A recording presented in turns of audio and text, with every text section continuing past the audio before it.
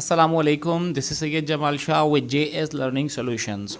आज जिस पोम का मैंने इंतख़ाब किया है वो सेकेंड ईयर कराची बोर्ड की एक पोम है। इंग्लिश की बुक जो चेंज हो गई है सेकेंड ईयर कराची बोर्ड की, उसमें से एक पोम ये ली गई है। ये पोम जो है इसका टाइटल है द एज ऑफ इन्फेंसी।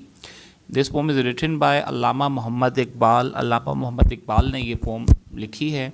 अल्लामा मोहम्मद इकबाल जो हैं वो बहुत बड़े फ़िलासफ़र, ना सिर्फ फ़िलासफ़र थे बल्कि एक जो है वो बहुत बड़े पोइट भी हैं और उनको पोइट ऑफ नेशन कहा जाता है। ठीक है, तो ये अल्लामा इकबाल के बारे में कुछ थोड़ी बहुत इन्फॉर्मेशन लिखी हुई है इसमें, आप इसका स्क्रीनशॉट ले लीजिएगा।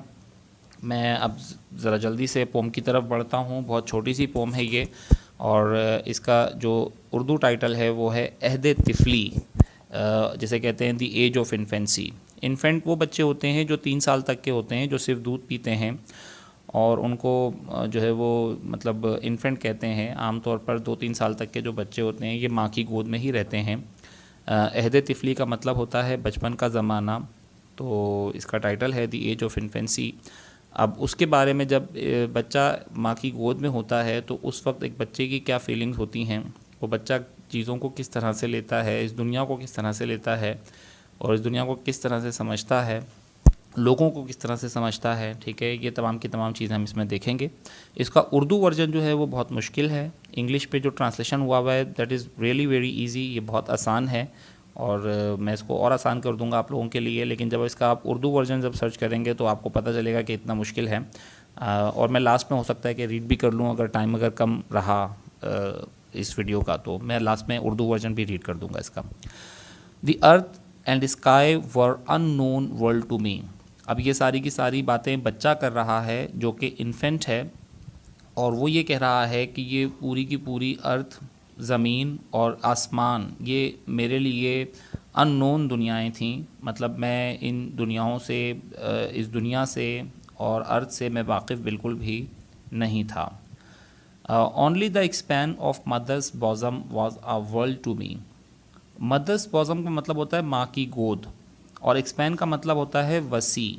सिर्फ माँ की गोद ही मुझे बहुत ज़्यादा वसी लगती थी, फैली हुई लगती थी। मतलब मेरी दुनिया जो थी वो माँ की गोद ही थी, वरना जो दुनिया है वो मेरे लिए अननोन थी, मतलब मेरे लिए एक अजूबे से कम ना थी। सिर्फ माँ की गोद ही मेरे लिए जो है वो मुझे बहुत ज़्यादा एक्सपैन लगती थी, वसी लगती थी, फैली हुई लगती थी। सब कुछ जो था वो मेरी माँ की गोद ही था। Every moment when a symbol of life player to me, हर उस लम्हे, हर एक लम्हा जो था वो मेरे लिए एक ज़िंदगी का सिंबल था। ज़िंदगी का जो सिंबल था वो symbol of life player to me, ज़िंदगी की खुशी जो थी वो समझ लीजिए कि हर एक लम्हा जो था वो मेरे लिए ज़िंदगी की खुशी का सिंबल था। ठीक है, my own speech was like a meaningless word to me. और मेरी अपनी जो स्पीच थी, मेरी अपनी जो बातें थीं, वो मेरे लिए ऐसी थीं जैसी कि मीनिंगलेस थीं। मेरी अपनी बातों की कोई न समझ लोगों को आती थी, और मैं ख़ुद भी उस वक्त जो कहता था वो मुझे ख़ुद भी नहीं पता होता था कि मैं क्या कह रहा हूँ। During infancy's pain if somebody made me cry, अगर जो इन्फेंसी का पेन होता है, मतलब बचपन में अगर मुझे कोई तकलीफ़ होती थी, तो उस वक्त ये होता था कि अगर मुझे कोई रुलाता था, if somebody made me cry, कोई मुझे रुलाता था, the noise of the door chain would comfort me, तो दरवाज़े की जो कुंडी थी उसके खटकने की आवाज़ से ही मैं बहल जाता था, यही मुझे कंफर्ट करती थी। Oh how I stared at the moon for long hours, और किस तरह से मैं कई घंटों तक चांद को घूरता रहता था। स्टेयर्ड का मतलब होता है घूरना, मैं घूरता रहता था। Staring at its silent journey, और इसकी खामोश जर्नी जो थी, इसका खामोश सफ़र जो था, उसे मैं घूरता रहता था। अमंग ब्रोकन क्लाउड्स, के किस तरह चांद जो है वो टूटे फूटे क्लाउड्स के दरमियान में से गुज़र रहा है, और घंटों में चांद को देखता रहता था। I would ask repeatedly about its mountains and plains, मैं पूछा करता था, मैं पूछता था, फ्रीक्वेंटली पूछता था, रिपीटेडली मतलब बार बार पूछता था, उसके पहाड़ी के बारे में, उसकी पहाड़ियों और उसके प्लेन के बारे में। And how surprised would I be at that prudent lie, और मैं कितना हैरान होता था कि जब मुझसे प्रूडेंट लाए यानी कि प्रूडेंट झूठ कहा जाता था। प्रूडेंट लाए कहते हैं एक ऐसे झूठ को जिसका नतीजा अच्छा हो, मतलब कोई अच्छा ऐसा झूठ के मतलब जो किसी को बहलाने के लिए बोल दिया जाए। और किस तरह से मैं हैरान होता था जब मुझसे प्रूडेंट लाइज, बचपन में हम भी पेरेंट्स की तरफ से अजीब अजीब कहानियाँ सुनते थे, अजीब अजीब चाँद के बारे में। चाँद को तो चंदा मामू कहते थे, कुछ लोग ये कहते थे कि पूरी की पूरी दुनिया जो है वो ये इस एक बैल के सींग के ऊपर है, और ज़लज़ले इसलिए आते हैं कि बैल जब थक जाता है तो वो अपना सींग बदलता है। इस तरीके की कहानियाँ बहुत अजीबोगरीब हमने भी सुनी थी, ठीक है। तो ये प्रूडेंट लाई का मतलब ऐसा झूठ जिसका नतीजा अच्छा निकले, अच्छा नतीजा पैदा करने वाला झूठ। और मैं हैरान होता था जब कोई मुझसे प्रूडेंट लाई कहता था, क्योंकि छोटा बच्चा था। My eye was devoted to seeing, मेरी आँखें जो थीं वो देखने की ख्वाहिशमंद थीं। मैं मुख्तलिफ़ चीज़ों को देखता था, बहुत ज़्यादा मेरा दिल चाहता था कि मैं हर एक चीज़ की तरफ देखूं। My lip was prone to speak, और मेरे जो होंठ थे वो बात करने की ख्वाहिश रखते थे, मैं चाहता था कि मैं बात करूं।